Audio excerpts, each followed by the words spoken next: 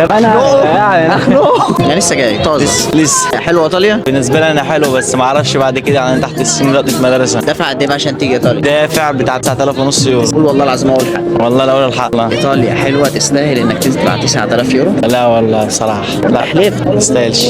تستاهلش 9000 يورو؟ تستاهلش 9000 يورو. ايه اللي خلاك تيجي هجره غير شرعيه؟ ليه ما جيتش بطريقه قانونيه ب 9000 يورو؟ ما كانتش قدامي، ما كانتش قدامي. ليه ما سالتش؟ ما مستعجل، اصحابي كله هنا وكله عمال ينزل صور فأنت عايز وهم تنزل عشان شغالين. تصور لا طيب. مش عشان الصور، برضه عشان نشتغل ما انت وحسن لسه ما جيتش اشتغلت اهو، انت لسه في كومنتات. يعني داخل في منطقه تحت السن عشان اجي اخد الورق. يعني لو اتعلمت هنا اللغه هعرف اشتغل، وهعرف اشتغل مع الايطالي، ما اشتغلش مع المصري. ال 9000 يورو دولت ما كانش ممكن يعملوا لك حاجه مشروع تعيش فيه في مصر او كده؟ والله ما كانوا يعملوا مشاريع، بس مصر كل يوم في الزياده. وافتح النت وبص على الاسعار، اسعار مصر بقت في العالي خالص طب يعني. انت جبت ال 9000 يورو دول ازاي؟ والله يا ابويا يعني انا خدت اللي وراه واللي قدامه كله في الفلوس دي بصراحه. كان واخد من عمامي، يعني خدت اللي وراه وابويا قدامه كله. كان عندك كام سنه لما سافرت؟ هو أنا لسه جاي، يعني اعتبر انا قعدت 3 4 شهور في الطريق، جاي من على طريق تركيا. خلصت مصر اعدادي وثانوي وسافرت؟ لا في الثانيه تجاره. كنت بتشتغل في مصر اصلا؟ كنت بشتغل سباك. كانش جايب همها السباكه؟ وحلوه في مصر، بس برضه ما فيش شغل اللي هو يعني ما فيش. الناس يعني اسعار مولع نار في مصر، الناس هتجيب منها ولا منها.